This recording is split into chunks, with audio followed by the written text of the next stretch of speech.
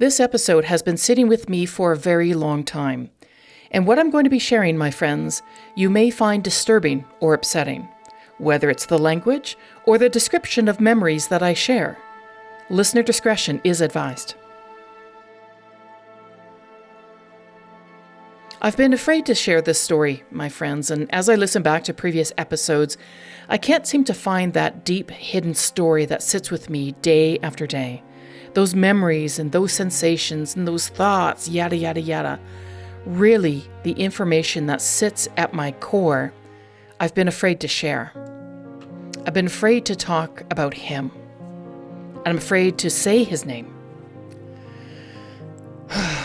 So if I'm repeating anything, then I apologize. Perhaps you're hearing something new for the first time. Perhaps it's something old.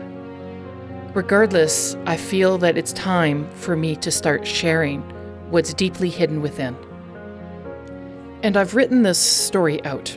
I felt like I needed to make proper notes on it. So it could be sounding like that I am reading, because this was not something that I just wanted to wing. I don't want to wing it. I had done that with some episodes with my mother issues because I was so in the moment of that one. And so I just wanted to talk about that. But this one is different. So I wrote it out. Lately, I've been distracting myself with a lot of chocolate because that is what I do. That is part of my coping mechanism. And even as I've been working on other episodes that I have guests on, and for guests that haven't come onto the show yet, I've just been sort of avoiding talking about this, and my body is paying for it. I have been increasingly getting stiffer and stiffer since last June, really essentially since the issues with my mom started coming up. And so I've been feeling it in my back, the upper part of my back up to my neck, been feeling it in my elbows, and especially my feet. My feet have been just killing me like crazy. And that I've had since childhood. And anytime I have had tests or medical treatment, nothing can be found. And the reason is because it sits so much deeper than that. It's not just a physical issue. It's representing itself as physical, but it's deep emotions, trapped emotions. This is what I've been working on lately with my chiropractor. He does what's called a Corin technique. I've talked about him before. And it's a technique where he communicates with my body on all the levels: physical, mental, spiritual, and emotional. And he has a little katak machine because, he's a chiropractor. That's what he does. He also works on the meridian system. And I have so many trapped emotions from my childhood that not only am I generally quite numb, my body is stiff, because there's only so long that I can hold on to those sensations, to those feelings. And so I've been working with him a lot more recently to start moving what needs to be moved, what is ready to be moved. I've honestly been deciding whether or not to swear on this show, because the truth is, if I can keep this clean, then there are certain countries that will allow it to be played. If I start using profanity like I have in some previous episodes, then this content is banned from certain countries. But what isn't banned in all countries is sexual assault. So by now, friends, you know my story of childhood sexual assault. But what you don't know is him and the details I've left out, because I'm afraid, and I'm afraid to be vulnerable. And as I continue to hear from other victims and their stories, we share the same blame and shame that's imposed on us. We share the names of people who are committing crimes, whether it's a murder, a terrorist attack, robberies, car thefts. We share the names of those people, but why is there so much blame and shame when it comes to naming the abusers of sexual assaults? I don't know, but it still freaks me out. And like I was talking with my therapist today, we were talking about, the impact to him and his family, even though he's dead. I'm more concerned about how it impacts his family than telling my truth. And there's something wrong there. There's something wrong with that idea, because this is my story. This is my truth, and I deserve to tell it. So to his family, this is what I say.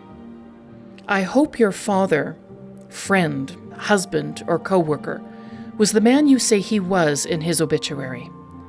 I hope he was kind to you, loving, compassionate, funny, and friendly. I hope your memories of this man is one that leaves your heart fulfilled, and that in his passing you have found closure and peace with his life.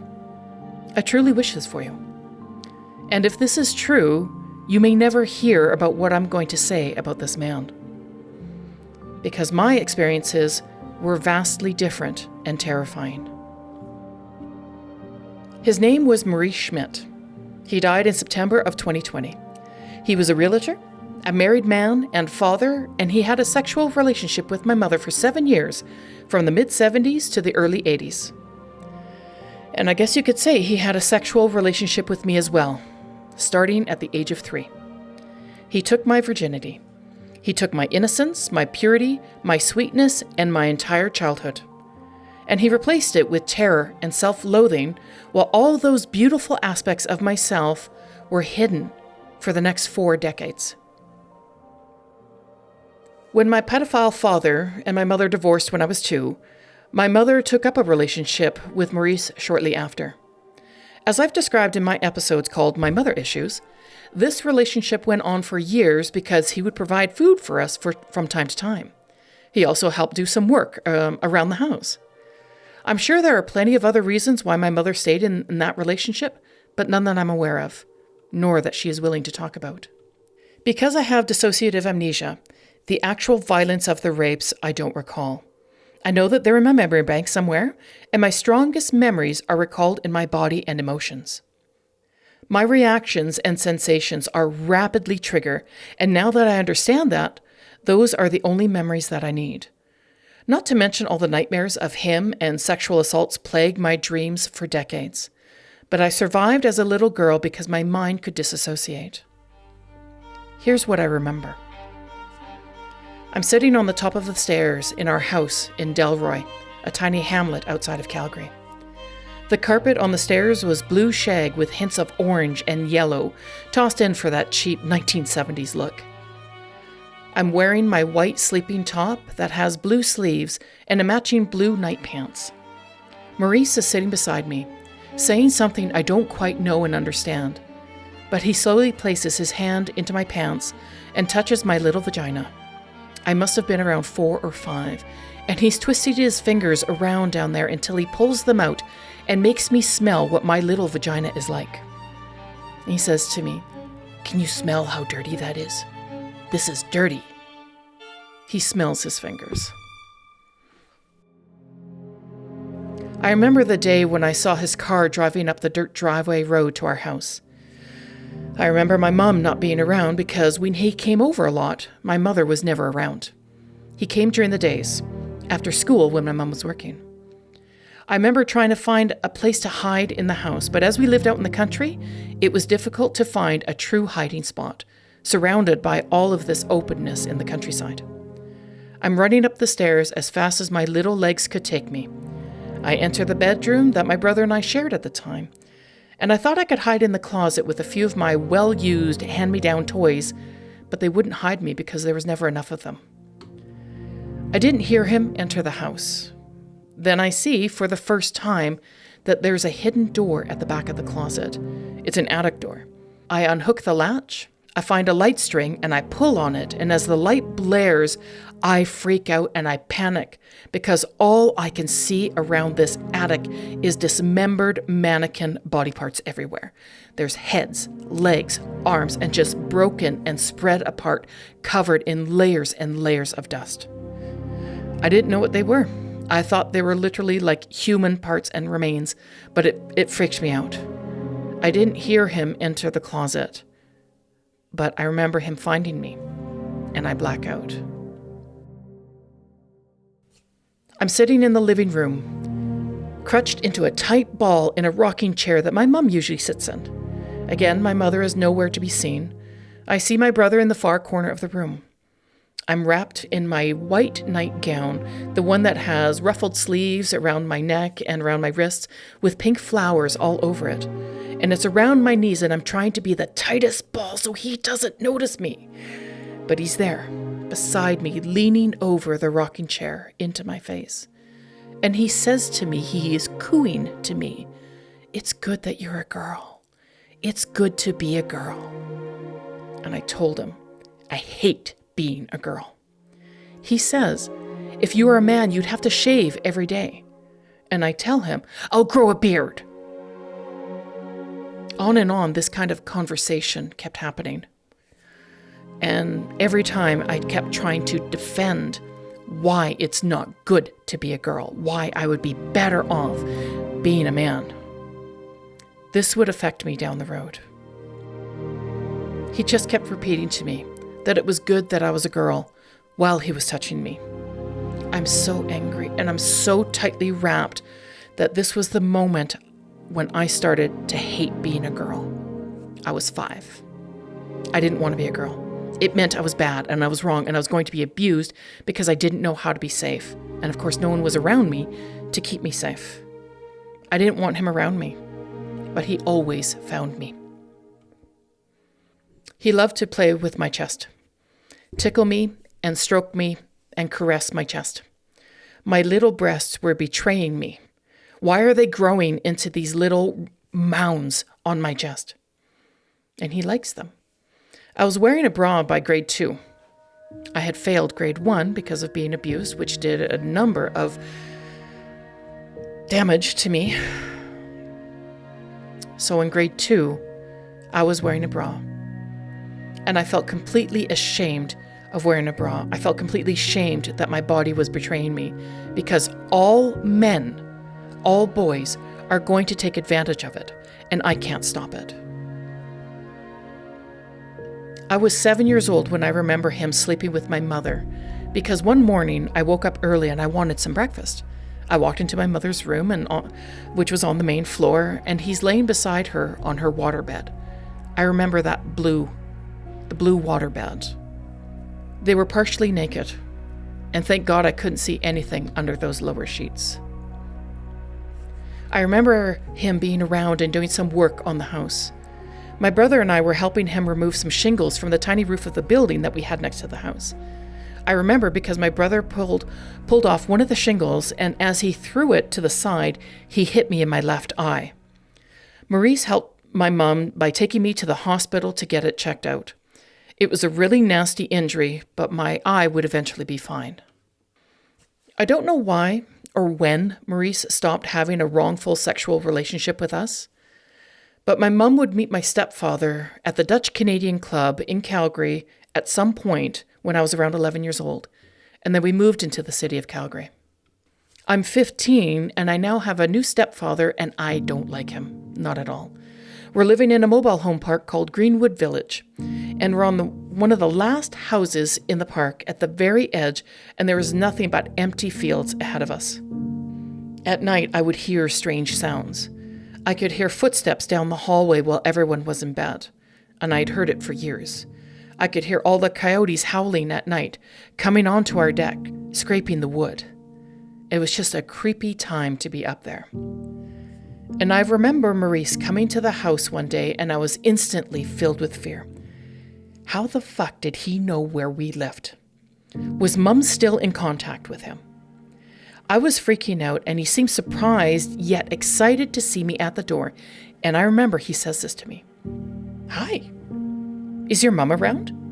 "No," is what I said. And then he had this look on his face, this mischievous look, and he said to me, "Do you want me to chase you around? Do you want me to tickle you?" Like it's still a sick maniacal game, and his smile scared me. I was frozen. But I firmly said no. And maybe it was because of my height that stopped him from coming in this time, because I had been growing so much, and so I was a little bit taller than him. But at least I wasn't alone in the house. He was always mailing his realtor calendars to us. Does anybody remember those? I wonder if they still do that. I think they still do that. And every year, he still kept sending and mailing realtor calendars no matter where we moved. And I kept thinking to myself, are they still friends? What is still happening? Why is he still here? And I remember getting so angry, so upset, but not understanding why. Why was he still in our lives? So there was years after that I would not see him, but the calendars kept coming. Back in 2005, I decided to report this to the police. It was something that kept sitting with me, and I needed to do something, even in the fear I was feeling, and also because I knew I wasn't the only one. When I placed that call into the police, they told me that they would be there within the hour. And I was really shocked by this, and I was just like no, because this happened 27 years ago. I thought I would just make an appointment and come in sometime next week. And they said that there are no limitations on time and that they were going to be there soon. So my best friend came to support me while I was talking with the police. There was two of them, two men, an older one and a younger one. The older one, didn't look like this was something that he wanted to be a part of, and he had this gruff nature about him.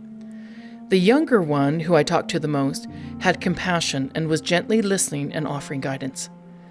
As I explained my story and shared the memories, he kindly told me that it would be a he said, she said type of scenario. And I knew this already, and I wasn't looking to push further and lay charges because I knew my memories were scattered. But he told me I can open up a file on him and that they would do some research and look into this man and see if others had opened a file on him. Then I could be a part of that, which I said yes, absolutely. They gave me a victim statement to fill out, and then they left. So when I filled it out and I gave it back to the Calgary police, I received a phone call a few days later stating that because this didn't happen in Calgary, it happened in Delroy, outside of Calgary, I would have to report it to the RCMP. This was just making me feel sick and my heart sank. So I would have to tell this story again. So I called up the RCMP and I said I wanted to report this, and they asked me to share the story with them. So I did, only to have them tell me that this was not their department and I would be transferred to another department. Fuck. So I get transferred and I tell the entire story again, which is once again upsetting me, only to be told the same thing. And once again, I was transferred to someone else. A third time in telling my story, and finally they said I could just fax my Calgary police report and that was going to be enough. And that entire experience was just exhausting because it just felt like I had to kind of keep reliving everything again. They did report back to me that no one else had opened a file on this man, and how did I want to proceed? I said I want to keep the file open, but I didn't want to press any charges at this time. I knew of two others who were abused by Maurice, but they didn't want to come forward, and I was not going to press the issue. I get it. Considering how all of this was making me feel, sick, vulnerable, anxious, terrified, I could completely understand. But there was something vital during this time that needed to happen for me. And that was to do the best I could by reporting Maurice to the authorities. I knew I had to do more than remain silent.